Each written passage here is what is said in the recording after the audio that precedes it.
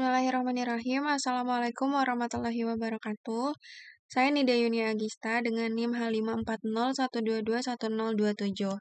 Di sini saya akan kembali sharing sedikit mengenai materi lanjutan dari pekan kemarin, yaitu mengenai Sarima. Dan sebelum kita ke demonstrasinya, kita akan mencari tahu dulu apa itu Sarima dan bagaimana cara uji Sarima pada software yang akan kita gunakan. Oke, di sini Sarima atau Seasonal Autoregressive Integrated Moving Average merupakan model statistik yang digunakan untuk analisis deret waktu, terutama dalam konteks data yang menunjukkan pola musiman.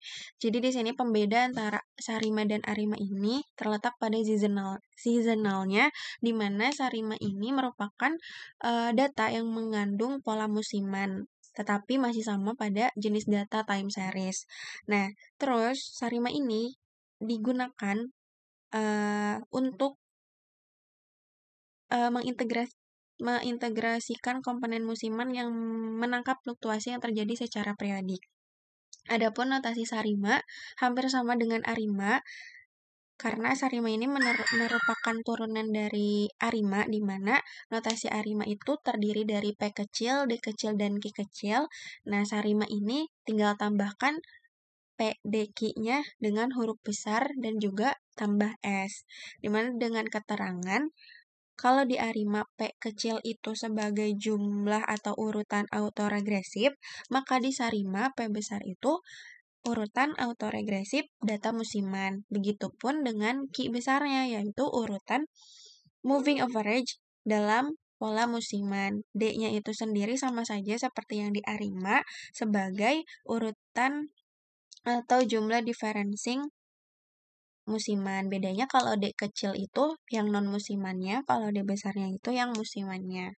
Nah, terus model Sarima ini digunakan untuk apa sih? Nah, model Sarima ini digunakan dalam analisis deret waktu ketika data menunjukkan pola musiman yang jelas. Contohnya itu inflasi, analisis data keuangan, dan lain-lain. Kemudian, model Sarima ini biasanya digunakan oleh para kalangan profesional dan peneliti dalam bidang yang memerlukan analisis time series dengan komponen musiman, seperti para ekonom atau para peneliti di bidang statistik, data science, pemerintah, dan pembuat kebijakan. Kemudian, bagaimana cara uji Sarima? Nah, uji Sarima tentu kita harus memiliki data time series yang memiliki pola musiman atau seasonal. Nah, kemudian setelah kita memiliki data tersebut, kita harus cleansing data, kemudian penentuan model tentatif, di mana model tentatif ini model yang mengandung unsur-unsur Sarima tadi, kayak P kecil, D kecil, Q kecil, P besar, D besar, Q besar, dan seasonalnya atau S-nya. Kemudian pilih model terbaik. Setelah memilih model terbaik, kita uji autokorelasi, kemudian peramalan. Oke, tanpa menunggu lama, kita langsung next ke demonstrasinya. Di sini, saya bakal gunain software Stata terlebih dahulu. Kita bakal cari tahu bagaimana uji Sarima di Stata. Kebetulan di sini aku udah buka statanya. Seperti biasa, kita harus input datanya ke Stata terlebih dahulu. Di sini aku punya data bulanan BI Rate. Ini lupa nggak ketulis tahunnya, tapi ini dari tahun 2015 sampai 2023, dan ini merupakan data bulanannya. Jadi per bulan dari BI Rate di Indonesia. Setelah kita copy data yang udah kita punya, kita paste ke statanya. Di sini kita paste CTRLV, kita pilih yang variable names. Kemudian setelah itu, karena di sini kita memerlukan urutan datanya, maka kita ke sini ke bagian common. Di sini kita tulis generate atau gen spasi T, terus sama dengan terus underscore, terus n. Enter. Kita cek di datanya. Nah, udah ada urutannya kan? Ini ada berapa banyak data? Ada 120 data. Kemudian karena kita memerlukannya bukan penomoran 1, 2, 3, tapi kita memerlukan jumlah atau keterangan bulannya, maka kita kembali lagi ke command. Di sini kita ketik lagi generate, terus new text sama dengan tm dalam kurung. Karena tadi kita mulainya dari tahun 2015, berarti kita ketik 2015 sebagai M1 atau bulan 1, dan tutup kurung, terus plus T-1. Kita enter. Kita cek ke datanya. Nah, di sini sudah ada angka belum dalam bentuk bulanan karena kita belum men-setting bagian variabelnya. Di bagian variable format ini, kita klik aja. Di sini ada titik 3 di sampingnya, kita klik. Nah, di type of data ini kita pilih monthly. Kemudian kita oke aja. Oke. Nah, sudah muncul. Di sini adalah deretan waktu yang kita perlukan, di mana data kita itu mulai dari 2015 sampai 2024. Kemudian setelah itu kita kembali lagi ke command. Setelah kita mengeneratkan data kita coba ke tset di new text. Kenapa new text? Karena tadi kan deret waktu kita dinamakan variabelnya new text gitu. Terus kita klik aja, enter. Sudah muncul. Kalau sudah seperti ini, seperti biasa kita bakal uji stasioner menggunakan non-formal, di mana dengan cara melihat dari plot line. Caranya kita ke statistik, kemudian kita ke time series, kemudian kita pilih bagian bawah yang graphs ke line plots. Create, kemudian di y variabelnya kita pilih BI-ret. Kita accept, dan oke. Nah, ini adalah line plots data yang kita punya. Kalau misalkan dilihat secara non-formal atau secara line plotnya, kayak terlihat data kita tidak stasioner. Tapi kita tidak bisa menentukan langsung dengan cara cek non-formalnya. Kita perlu cek secara formalnya. Kita cek formalnya seperti biasa menggunakan dikipular, atau di command-nya kita bisa ketik aja dipular, terus kita klik BI-ret-nya, kita enter. Nah, ternyata secara uji formalnya pun data kita itu tidak stasioner. Berarti kita harus mendiferensiasikan data kita terlebih dahulu dengan cara generate, terus D, terus kita klik variabel kita, sama dengan D lagi titik, klik lagi variabel kita. Enter. Nah, di sini kita lihat, nah, sudah ada hasil diferensiasi data yang tadi tidak stasioner. Nah, kita cek apakah data yang kali ini stasioner. Seperti biasa kita ceknya menggunakan dikipular, kita ketik aja dipular, terus kita kliknya sekarang variabel kita yang sudah diferensiasikan itu D, BI-ret. Terus kita enter aja. Nah, ternyata setelah didiferensiasikan sebanyak 1 kali atau sebanyak 1 kali, ternyata data kita stasioner. Berarti ini menandakan bahwa data kita stasioner di first difference. Terus setelah itu kita akan melakukan atau mengecek korelogram AC untuk mendapatkan nilai MA-nya dengan cara kita klik AC atau ketik AC, terus kita klik variabel yang sudah kita diferensiasikan tadi dan enter. Ini adalah bentuk korelogramnya, di mana untuk melihat auto correlation-nya, kita melihat cut off di bagian mananya itu dengan cara kita lihat data yang awalnya itu melebihi korelogram, tiba-tiba tuh masuk gitu. Ini kan yang pertama itu keluar ya, yang kedua juga keluar, yang ketiga itu dia benar-benar pas-pasan dengan korelogramnya, sedangkan yang ketiga itu udah mulai masuk. Ini bisa kita simpulkan bahwa kita bisa cut off di bagian leg 3, karena di leg 3 ini dia masih nyentuh si korelogramnya, sedangkan di leg 4 itu dia udah masuk ke dalam korelogramnya gitu. Jadi ini kita bisa simpulkan nilai MA kita atau moving average kita itu 3, atau leg-nya itu 3, atau nilai P kecilnya itu 3. Nah, terus untuk cara bukan P kecil, tapi Q kecil karena ini moving average. Jadi nilai ordo Q kecil kita atau moving average kita itu ada di leg 3. Nah, terus gimana cara ngecek Q besarnya? Cara ngecek Q besarnya itu kita karena ini data bulanan, maka kita cari di kelipatan 12 di mana di leg 12 ini berarti di mana ya? 1 2 3 4 5 6 7 8 9 10 11 12. Nah, di sini karena si legnya itu masuk ke korelogram berarti ini enggak cut off. Aman. Kita cek lagi di yang 24. Ternyata di 24 juga enggak terjadi cut off, berarti aman. 1 2 3 4 5 6 7 8 30 32. Di 36 juga tidak terjadi cut off, berarti kita dapat simpulkan kita mendapatkan nilai Q kecil atau moving average yang non-seasonalnya itu di leg 3 dan moving average yang seasonalnya itu atau Q besarnya itu 0. Seperti itu. Nah, setelah kita ngecek autocorrelation-nya, kita ngecek PAC-nya untuk mendapatkan nilai autoregresifnya. Caranya, kalau tadi AC DBI rate, sekarang itu PAC dan klik variabel yang sudah didiferensiasikan. Kemudian enter. Nah, ini adalah partial autocorrelation-nya.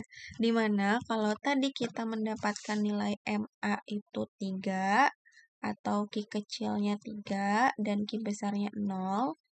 Di sini kita mendapatkan AR-nya atau autoregresifnya itu cut off di leg 2. Berarti di sini kita mendapatkan nilai P kecilnya itu 2.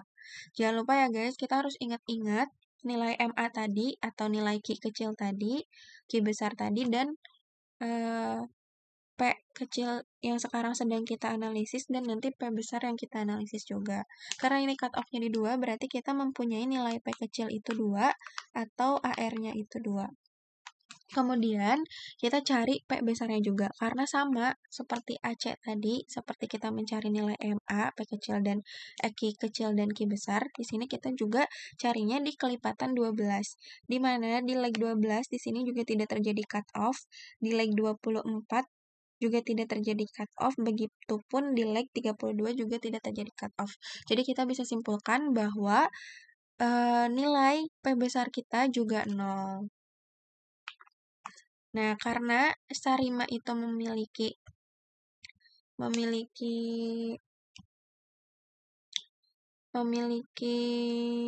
kode atau model tentatif itu P kecil, D kecil, Q kecil, P besar, D besar, dan Q besar, serta S, maka dapat kita simpulkan setelah kita analisis partial autocorrelation dan autocorrelation tadi, kita mendapatkan P kecilnya itu 2, terus nilai D-nya itu karena tadi kita datanya stasioner diverse difference, maka D kecilnya 1, kemudian tadi Q kecilnya itu 3, P besarnya itu tadi 0, D besarnya 1 karena tadi first difference, terus Q besarnya 0, dan S-nya itu karena kita bulanan berarti kita S-nya 12.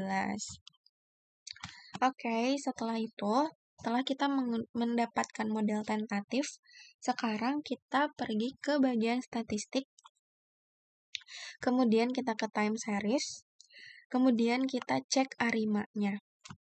Nah, karena tadi kita sudah mendapatkan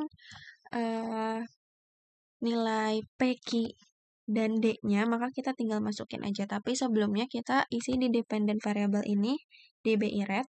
Kemudian di arimanya ini autoregressive order yang P kecilnya kita isi nilai yang tadi, di mana kita mendapatkan P kecil senilai 2. Terus I-nya itu 1. Terus Q-nya itu 3. Nah, setelah itu kita ke model 2. Di mana model 2 ini kita mengisi nilai P, D, Q, S yang besar. Di mana P besarnya 0, D-nya itu 1, Q-nya itu 0, dan S-nya itu karena bulanan kita isi 12. Terus oke deh. Nah, sini sudah muncul nilai-nilainya. Kita tinggal lihat. Ternyata di model 213010112 ini AR-nya sudah stasioner tetapi MA-nya ada yang stasioner, ada yang error karena bernilai negatif. Nah, terus kita coba cek stat-nya atau kita cari tahu nilai AIC dan BIC-nya dengan cara stat IC, kita enter. Ternyata di sini nilai AIC-nya itu 10, sekian dan BIC-nya 28, sekian.